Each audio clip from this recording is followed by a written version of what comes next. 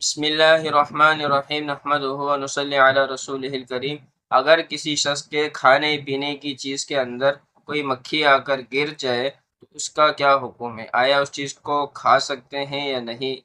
تو حدیث میں آتا ہے جس کا مفہوم یہ رسول اللہ صلی اللہ علیہ وسلم نے فرمایا کہ اگر تم میں سے کسی شخص کے کھانے پینے کی چیز کے اندر کوئی مکھی آ کر گر جائے تو اس کو اچھی طرح ڈبو دے مکھی کو اور پھر باہر نکال دے، اس لیے کہ مکھی کے ایک پر کے اندر بیماری ہے اور دوسرے پر کے اندر شفا ہے۔ تو مکھی کی کوشش یہ ہوتی ہے کہ وہ اپنا بیماری والا پر جو ہے پہلے داخل، تو اگر جو ہے شفا والے پر کو ڈال دیں گے تو جو بیماری کے اثرات ہیں وہ ختم ہو جائیں گے۔ لیکن اس چیز کو کھانے کا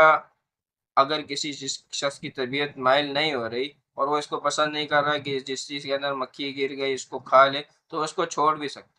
کیونکہ یہ جو ڈبونے کا اور پھر باہر نکال کر استعمال کرنے کا حکم ہے یہ وجوبی طور پر نہیں ہے بلکہ اختیاری طور پر۔ لہٰذا اگر کسی شخص کی طبیعت اس بات کو نہیں مان رہی کہ وہ اس چیز کو کھا لے تو اس کو چھوڑ بھی سکتا ہے، لیکن اگر کوئی چیز قیمتی ہے تو پھر اس حدیث پر عمل کرتے ہوئے کہ مکھی کو ڈبو دے اور پھر باہر نکال دے، پھر اس کو استعمال کر سکتے ہیں۔ جزاک اللہ۔